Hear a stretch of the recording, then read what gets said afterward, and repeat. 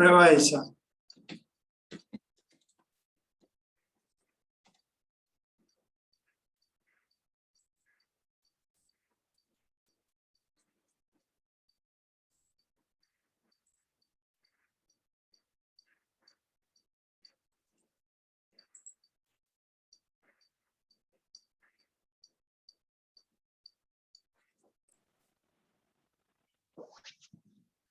Bueno, es una alegría enorme en Terapia de Radio, en este programa de radio de los días jueves, a partir de las 22 horas en Radio Andina, de la provincia de Mendoza. Y bueno, yo a Gustavo, a Walter, a Gabriela, les había comentado que cuando viví en Nueva York, me hice muchos amigos, y una de las grandes amigas que tengo en Nueva York es esta artista plástica, esta licenciada en comunicación de la Universidad del Nuevo Mundo de México, licenciada en diseño de la Universidad de Parsons de Nueva York, y también desarrolla toda una carrera deportiva en las artes marciales. Es multifacética Livia, ¿no? Por eso, ¿no? Desarrollar las artes marciales, desarrollar toda una carrera como artista plástica, ¿no? Y bueno, tener todo ese bagaje cultural hace que, bueno, nos sintamos también orgullosos de tenerte, Livia, en Mendoza, ¿no? Por un rato, ¿no? Bienvenida. Gracias, encantada. Bueno, el nombre de Livia es Livia Salgado, y bueno, la presentación que le hice comunica por sí misma esa presentación, toda la carrera que ha tenido Livia desde Livia en un comienzo. Yo voy a contar unas cuestiones que tienen que ver con su vida de viajera también. Ella estuvo por Europa, por Londres, y cuando llegó a Nueva York siempre yo recuerdo que ella decía, este es mi lugar, este es el lugar con el que empatizo yo, ¿no? Bueno, y de la cantidad de temas, de infinidad de temas que podemos hablar con ella, uno de los temas más importantes es el tema de hoy en día en este mundo caótico. A nosotros en las charlas que hemos tenido siempre, tanto cuando vivía en Nueva York como por teléfono después, siempre aparecen en nuestras charlas Humberto Eco, Edgar Morin, Nietzsche, y bueno, tantos, Michel Foucault y tantos otros que siempre han sido, McLuhan, un montón de gente que siempre ha sido faros, y después en el mundo de la música ni hablar, y en el arte, en la plástica también. Pero el tema es que el otro día cuando un poco pautábamos la entrevista, hablábamos de por dónde encararla hoy en día en este mundo de pandemia. Y la pregunta era la siguiente, ¿no? Hoy el arte, ¿qué función tiene el arte en este mundo caótico, ¿no? Por ejemplo, la plástica, que es tu campo específico, Livia. El arte para mí personalmente siempre ha sido una referencia. Es decir, cuando había caos en mi casa o en la ciudad, etcétera, te ibas a un museo y es encontrarte con una realidad que a la vez de que cambia, no cambia, ¿no? Está más allá de ser objetivo o subjetivo, es ambos a la misma vez, ¿no? Y aparte añade, o sea, el arte nunca te subtrae. Es decir, si inclusive una obra de arte te molesta, está añadiendo porque te hace cuestionar ciertas cosas, ¿no?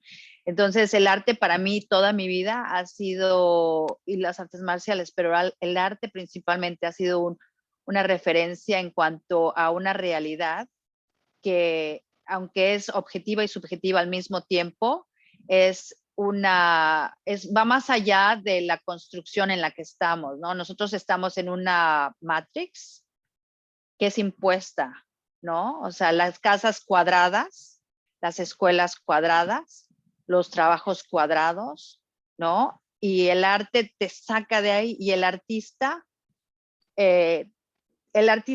se conecta afuera de la matrix para poder plasmar lo que tiene que plasmar, y por eso el artista generalmente es adelantado a su época, ¿no?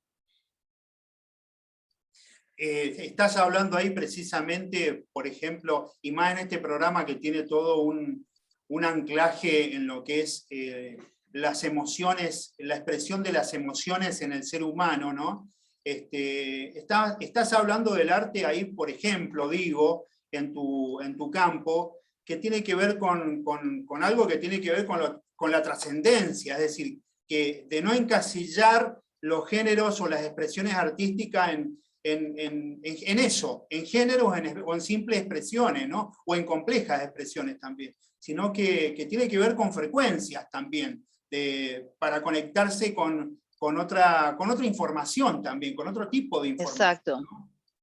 Bueno, definir es delimitar, ¿no? Entonces, inclusive nosotros tratando de definir esta plática, estamos delimitando, que puede ser bueno, o sea, para los artistas generalmente, si tú le das a un niño 20,000 juguetes, no sabe qué hacer. Si tú le das a un niño 3 lápices de colores, te hace una cosa magnífica, ¿no? Entonces, delimitar es muy bueno, pero al mismo tiempo el definir delimita, ¿no? Y la obra de arte es abierta, ¿no?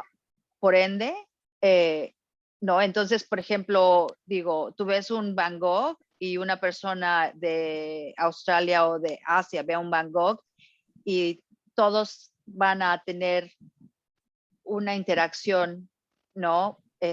Importante, ¿no? Y es los museos, si tú vas en cualquier museo del mundo que yo he ido, en Asia, en Europa, en Latinoamérica, en Nueva York, esa energía se siente y esa energía la dan gente de todo el mundo y todos los niveles sociales, ¿no? Entonces es muy interesante cómo se abre un campo, ¿no? Es de comunicación que no es vertical, sino horizontal. No hay jerarquías, ¿no?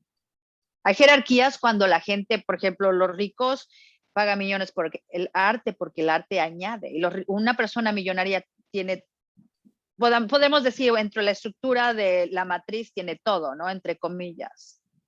Pero el tener una pintura de Basquiat les añade, ¿no? Que otro vestido de Chanel pues no te añade, ¿no? Otro Rolex no te añade tanto, pero una pintura de Basquiat o de Van Gogh te va a añadir a tu experiencia de vida y eso es, por eso se paga tanto, yo creo, ¿no? Es lo que yo pienso por una obra de arte.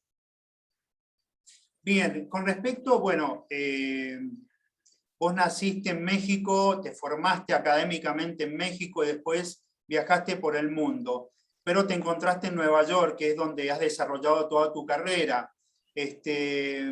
¿Cómo la ves hoy en día a esa ciudad que ha sido bueno, es una potencia cultural, como lo fue París en algún momento, ¿no? Pero ¿cómo la ves como faro también a Nueva York hoy en día? ¿Qué dice Nueva York en la pintura hoy en día, por ejemplo?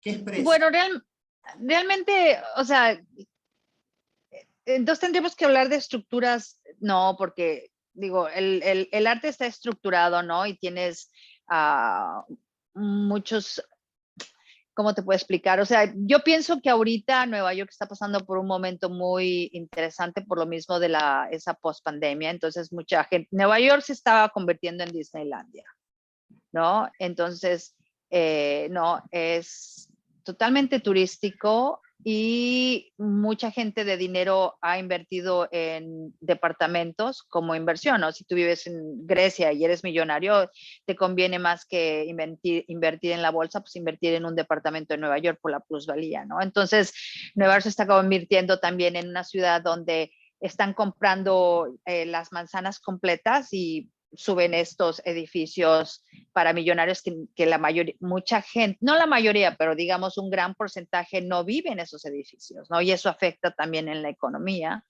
¿no? Entonces, por ejemplo, y la gente que tiene dinero, pues tiene una segunda casa fuera de Nueva York, ¿no? Entonces hubo un éxodo muy fuerte. Ahorita la gente está volviendo, muchos jóvenes están viniendo porque, pues, por lo mismo de que el COVID les afecta diferente, ¿no? O podríamos decir de que tienen otra experiencia con COVID.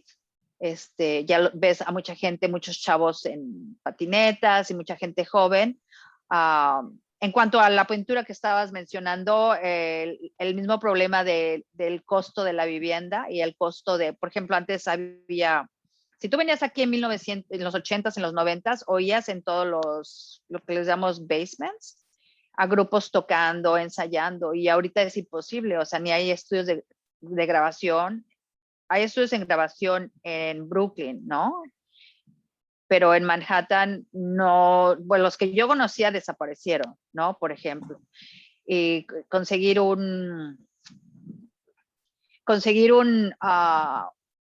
un estudio para pintar o para grabar es carísimo, ¿no? Entonces, se volvió muy difícil para los artistas y se hizo un éxodo, ¿no? Entonces, la pintura a nivel ya no, ¿cómo te puedo explicar? De Christie's y todo eso, pues eso no va a cambiar, ¿no? Pero estoy hablando a nivel de gente que está tratando de salir adelante y que son artistas, sí está, y después de COVID, pues sí es bastante difícil, ¿no?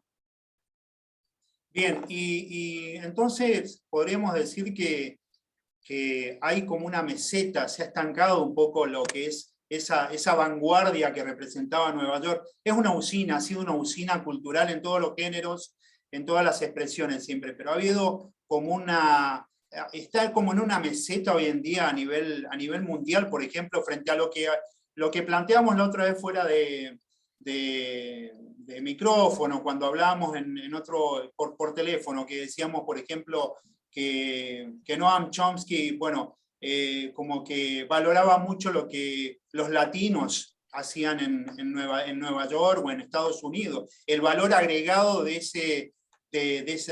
la cultura latina a nivel cultural en Estados Unidos, ¿no? Puede ser eso que un poco la nueva apuesta tenga que ver con Latinoamérica y no tanto con las expresiones, bueno, originarias de Estados Unidos.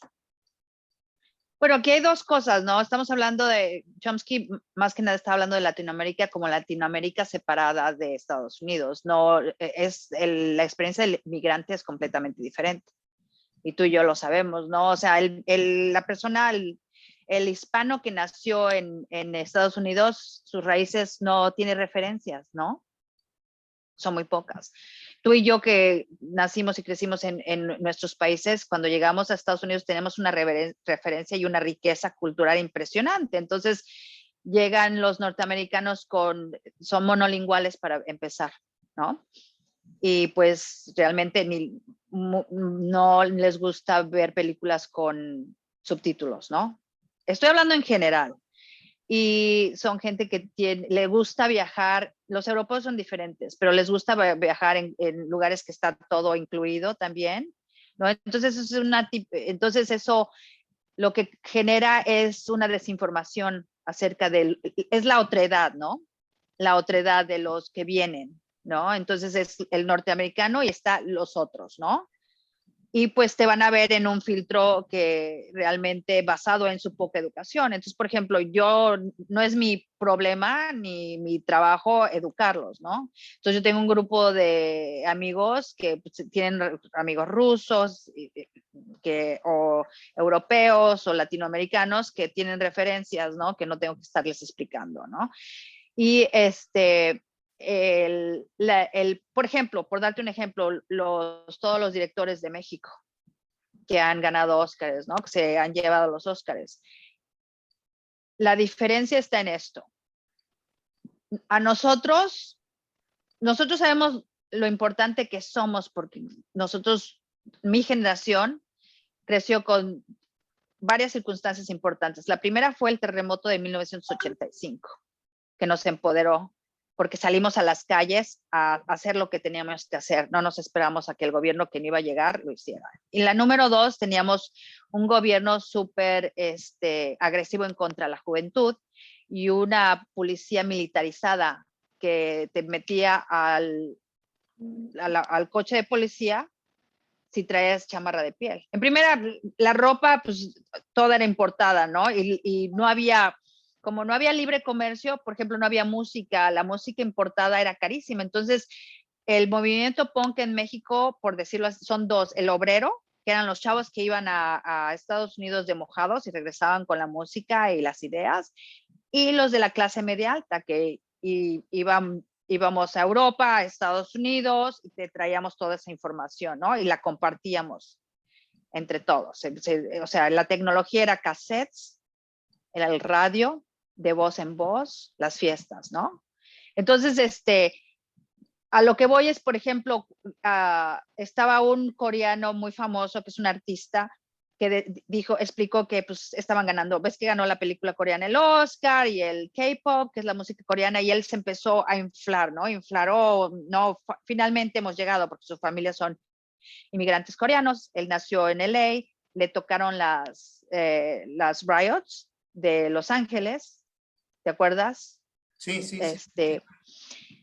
Y entonces él se estaba inflando y dice que estaba pasando con su papá en un coche y un anglo, que yo les digo europeos, ¿no? Porque no son americanos, los americanos en gente como yo que tiene sangre indígena, ¿no? Ellos son europeos, ¿no? O sea, es la otredad, o sea, como ellos me dan la otredad, que yo soy México-americano, mexicano, yo también les doy la otredad, ellos son europeos, ¿no?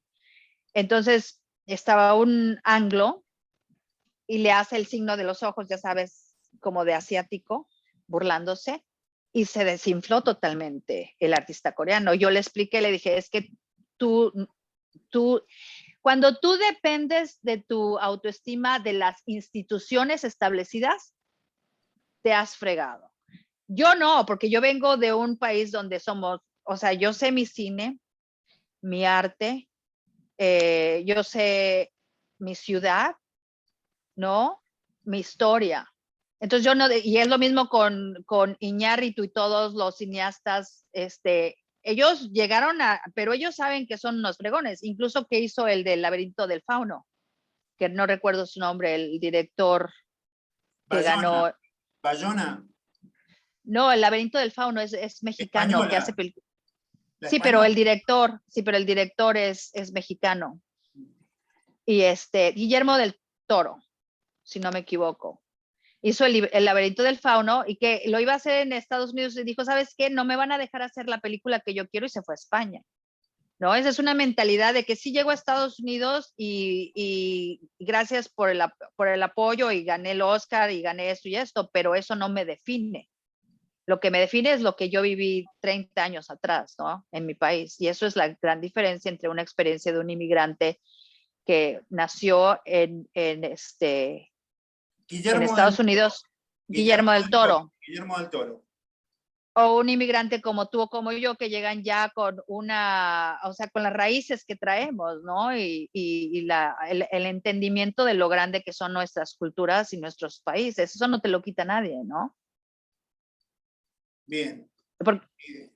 No, te quería hacer otra pregunta con respecto a eso del papel de los latinos en Estados Unidos, y después quiero cerrar un poco con tu obra, ¿no? Que yo veía, bueno, vos lo citás a todos esos directores de cine, ¿no? Que nosotros crecimos con ellos, o sea, fue una generación de que todos, o sea, todos crecimos, todos estábamos haciendo cosas creativas en México, ¿no? Entonces hay una referencia, era una banda muy pequeña, ¿no? Entonces todo el mundo conocía a todo el mundo, no quiere decir que yo sea súper cuate de ellos, pero iban a los mismos antros que nosotros íbamos a los mismos performance, etcétera, ¿no? Bueno, cuéntanos un poco de tu obra. Siempre yo he visto tus obras, que también las he compartido en diferentes ámbitos, que tienen que ver mucho con el dibujo también, ¿no? Bueno, lo que pasa es que ahorita lo que hice es, mira, volvemos a la verdad, ¿no? O sea, las cosas, mientras más simples, no sé que sean fáciles. A veces las cosas simples son más complicadas. Y como yo he estado estudiando espada japonesa por más de 5 años, estoy muy metida ahorita. Livia, ahí, disculpa que te interrumpa. ¿Hay una influencia de tu estudio y tu práctica de artes marciales con tu desarrollo artístico en la plástica? ¿Hay una conexión? Sí, o sea, sí, definitivamente, especialmente con la estética japonesa, ¿no? O sea, es impresionante la cultura japonesa y la estética japonesa. Me han influenciado mucho porque yo, como buena creativa, I'm all over the place, ¿no? Entonces, la rigidez te libera muchas veces, ¿no? Entonces, el espacio blanco, ¿no? Que es lo que los japoneses, en ningún momento quiero decir que soy una experta en arte japonés, desde luego que no, pero es el espacio, la pausa, especialmente una persona como yo que vive en Nueva York, la pausa es muy importante, el silencio es muy importante, ¿no? Entonces, decidí por lo mismo de lo que pasó con COVID, empezar a dibujar y o sea, mis utensilios, por decirlo de alguna manera, es papel y una tinta, ¿no?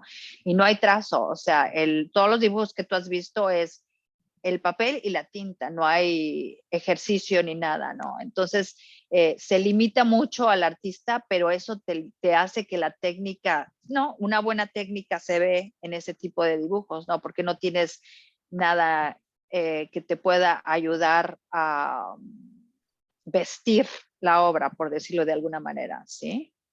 ¿No? Porque si estás usando óleo, pues lo puedes cambiar, lo puedes arreglar, pero nada más cuando es tinta y papel y el trazo, eso es lo que queda, ¿no? Y es muy interesante. Ese proyecto lo hice en la pandemia, ¿no? Y fue para sacar todo lo que yo estaba viviendo emocional, física y mentalmente, ¿no? Durante todo este tiempo en Nueva York, ¿no?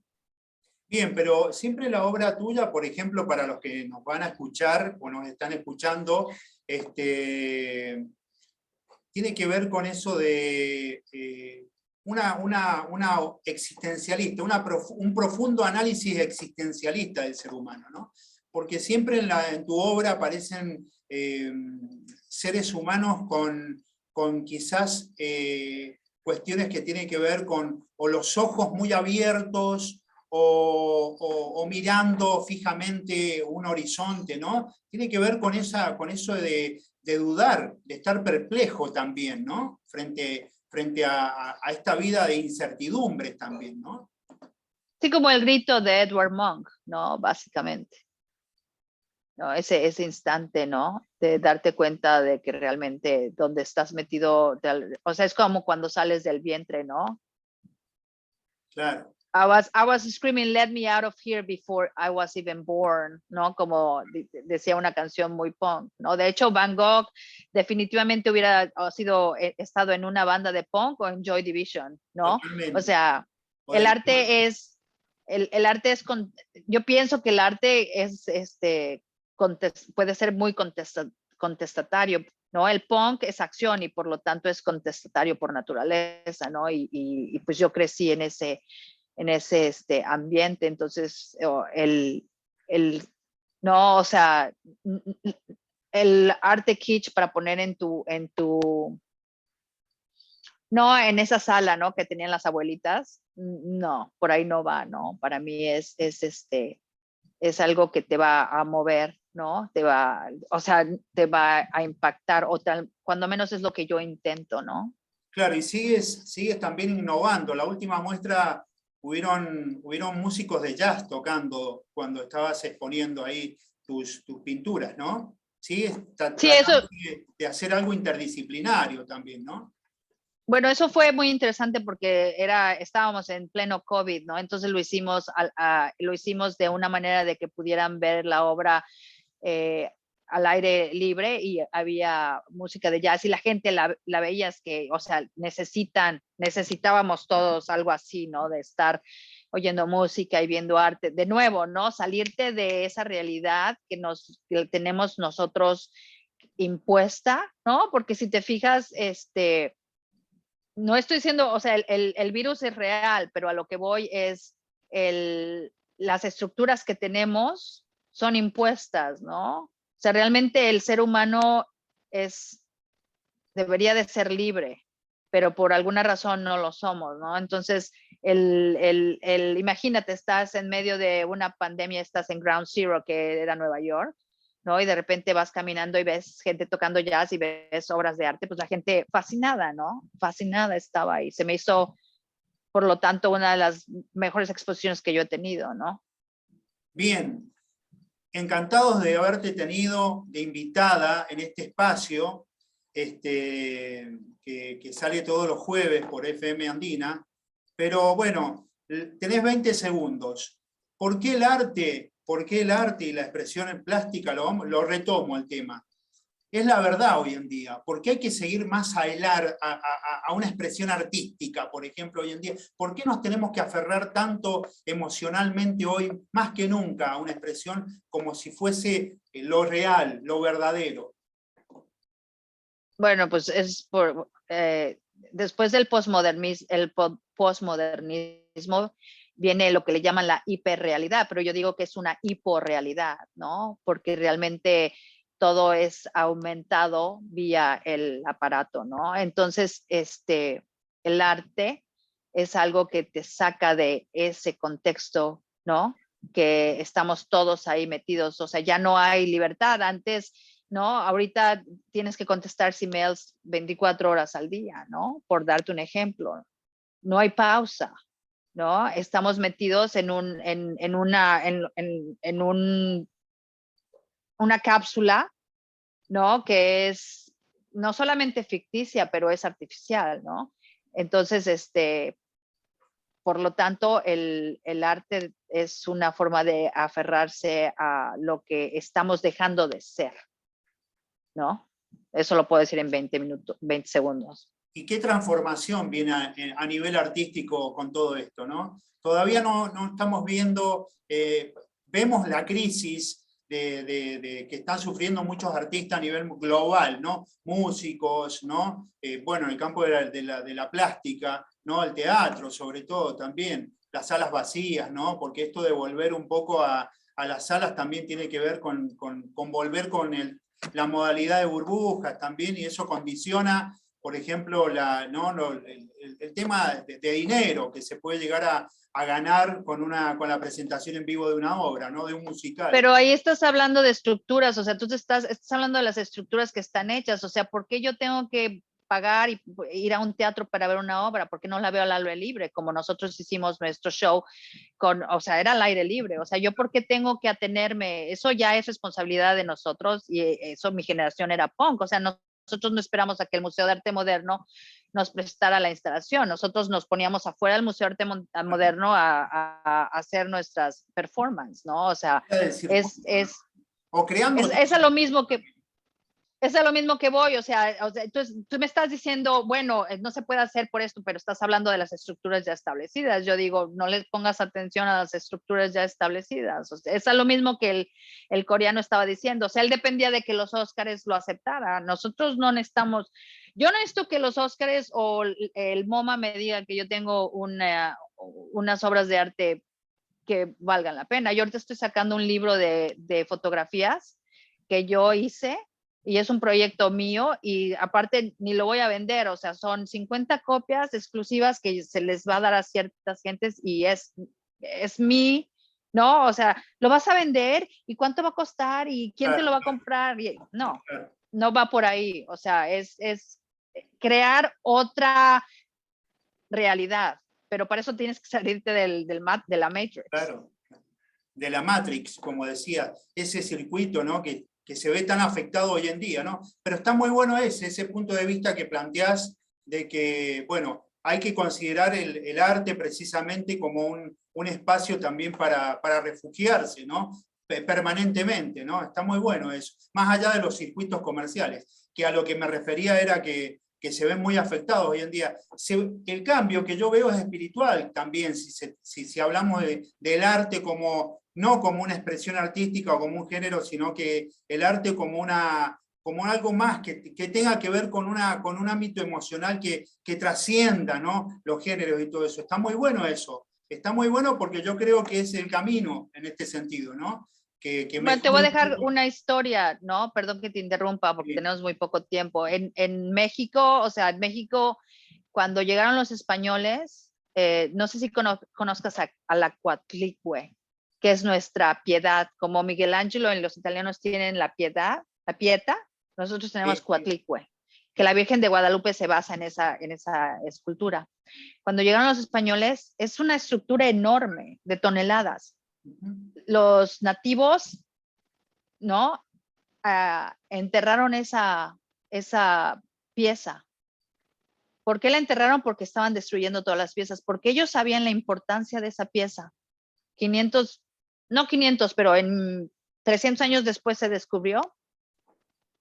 Y o sea, a lo que voy es, esa pieza no tiene que decir nada, tú la ves y tú entiendes todo, especialmente para nosotros los mexicanos, ¿no? Entonces, esa es la importancia y la fuerza del arte. O sea, el arte trasciende y el arte la Revolución Francesa empezó con folletos. Totalmente. Qué largo, el tema es, estaríamos horas, ¿no? Tengo unas opiniones, Claro. he estado leyendo cosas nuevas sobre esa época y bueno, vamos a estar horas. Bueno, te Claro. vamos a convocar para la próxima, porque Encantada. está muy bueno esto. No, aparte me quiero meter en ese tema, que ha sido lo último, sobre el arte como una trascendencia espiritual en la expresión que sea, o esa otra forma, ¿no? de Matrix, ¿no? Que también la disfrutamos a través de las industrias culturales, ¿no? Pero es un tema para desarrollarlo ampliamente. Livia, muchísimas gracias. Bueno, acá en Mendoza todos felices de escuchar a una artista plástica de Nueva York y que defiende tanto su cultura mexicana también, ¿no? No, claro, o sea, obvio, es lo que somos, ¿no? Y es muy importante, ¿no? Definitivamente, o sea, cada país tiene sus cosas importantes, pero uno no demerita el otro, ¿no? Eso es importante, siempre reconocer eso. Gracias, Livia, y hasta la próxima. Ok, chao.